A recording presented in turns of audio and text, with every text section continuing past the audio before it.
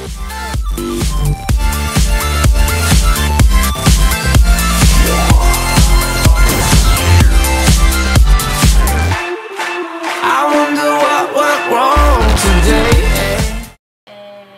gravar esse vídeo pra vocês, desculpa a demora. Eu achei melhor aqui no YouTube porque assim é uma forma de eu falar com todo mundo e não ter que ficar toda hora relembrando esse assunto no Stories, que é um assunto que não é fácil, né, falar, e ainda mais com a proporção toda que tomou. Eu queria falar que esse vídeo é um vídeo muito difícil, então que vocês tenham um pouco de paciência, que não é fácil falar disso e enfim. Eu tive um relacionamento com o Japa 2 anos atrás e ele era uma pessoa muito tranquila e eu comecei a ver que ele tinha depressão, tinha uns históricos, ele ficava muito triste e era muito difícil conviver com isso, porque eu sempre fui uma pessoa muito alegre, muito pra cima, e ver que ele todo dia tinha sintomas de que ele piorava mais, não conseguia trabalhar, não conseguia fazer as coisas. Foi uma época começou a ser uma época muito difícil pra mim, porque quando você tá perto de uma pessoa e tem um relacionamento, você quer ajudar aquela pessoa, você quer motivar aquela pessoa, e você fica triste quando a pessoa não tá bem. Então, esses foram os primeiros episódios assim que eu vi que não tava tudo bem com ele. E quando isso passou, teve um dia que eu tava em casa, ele começou a andar pra um lado pro outro, pra um lado pro outro, surtou e começou a bater a cabeça na parede. E eu vi que daí não era, sei lá, que não era uma coisa normal dele, porque eu fiquei muito assustada, porque eu fiquei vendo aquilo e eu me questionei muitas vezes, meu Deus, será que tá acontecendo alguma coisa, será que eu não sou suficiente, será que ele tá assim por mim, será que, sei lá, eu me questionei muito, eu me perguntei muitas coisas, até que passou uma semana desse ocorrido, eu até gravei essas cenas, porque eu queria chegar para um psiquiatra, mostrar o vídeo e falar assim, olha aqui o que aconteceu, me dá uma luz do que é, né, pra dar um tratamento preciso pro que ele tinha, e, sei lá, pra crise psicótica, eu não sei exatamente o que é.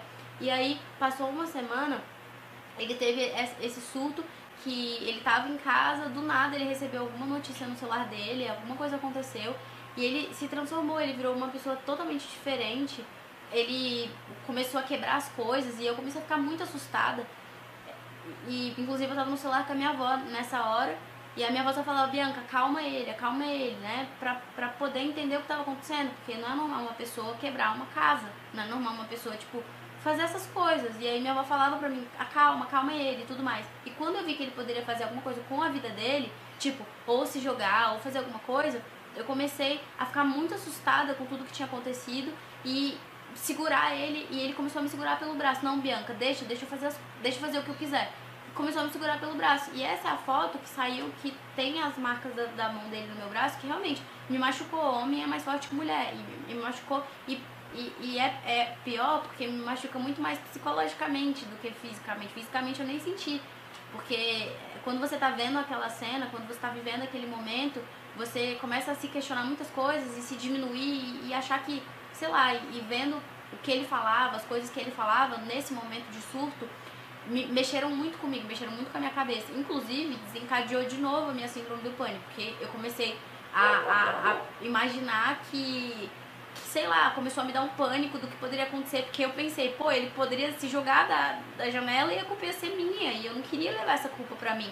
Então eu tive a minha posição de tentar ajudar e tentar acalmar do que estava acontecendo. E por isso eu gravei um vídeo chorando muito, porque eu tava muito mal. É óbvio, você tá vivendo um momento assim, o que você vai imaginar? Você vai, tipo, pensar mil coisas, e eu tava totalmente perdida, eu tava totalmente sem chão. Eu só tinha eu ali, nesse momento. E eu comecei a chorar muito e eu via tudo que ele falava pra mim. Só que no fundo eu sabia que ele não tava falando aquilo ali pra me machucar, ou ele tava falando aquilo ali uma forma de tirar a dor dele, e foi muito errado o que ele fez. E eu sei, eu não, sabe, eu não passei por cima disso.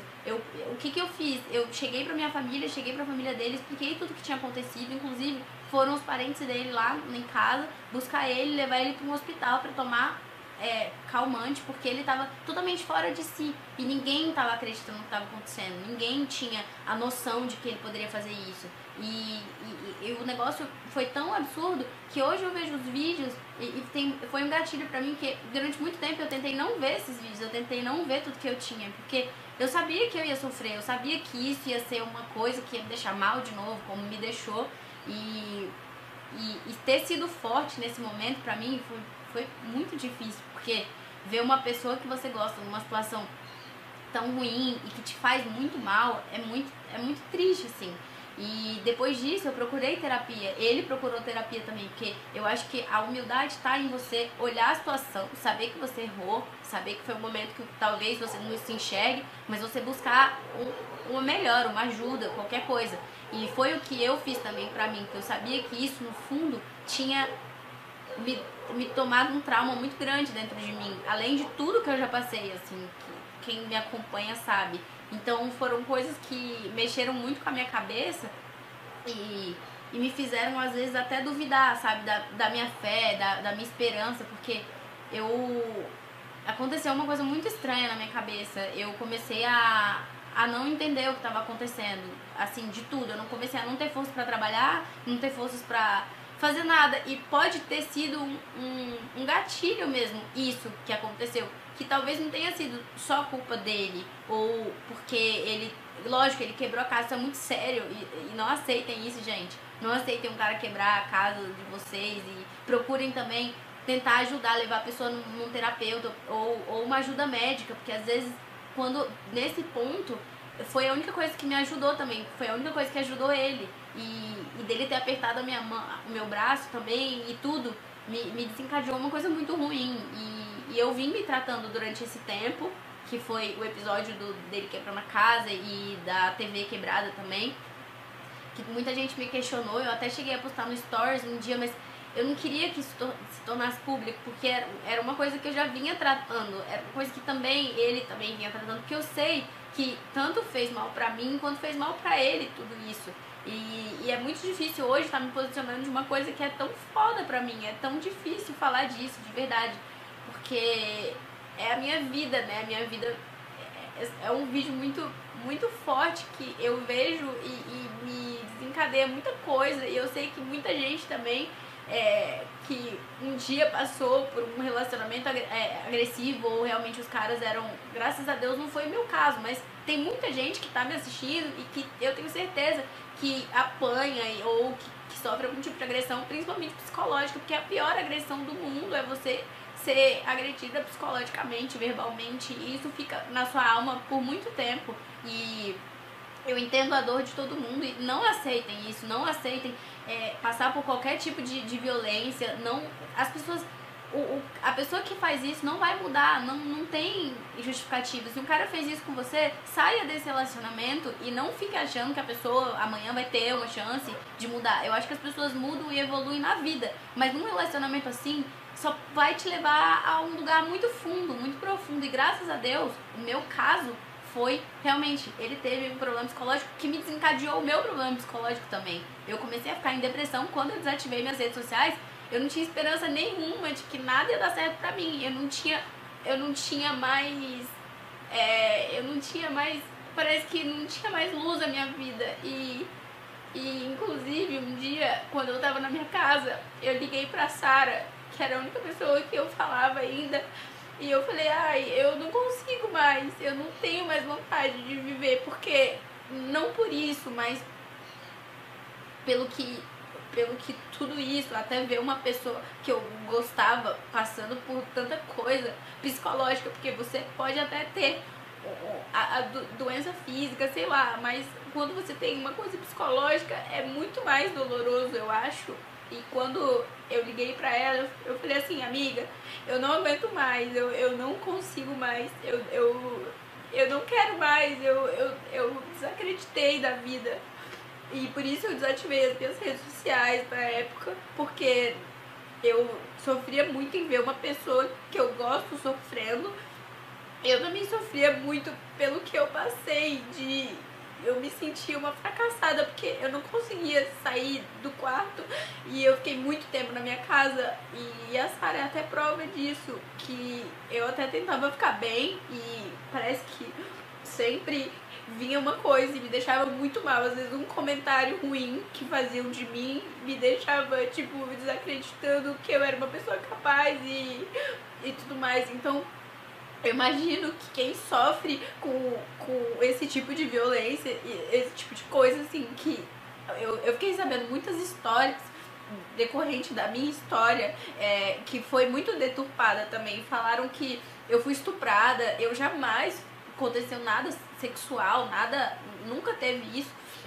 Falaram também que eu tinha sido agredida, espancada, eu nunca aceitaria isso, porque eu cresci numa família com muito amor, eu cresci com meu avô batalhando muito pra sustentar todo mundo da minha casa, os meus primos, o meu pai, todo mundo. Então eu jamais aceitaria até ter essa situação, passar por essa situação da minha família olhar pra mim e falar, olha o que a Bianca tá passando. E todo momento a minha família ficou ciente de tudo que estava acontecendo.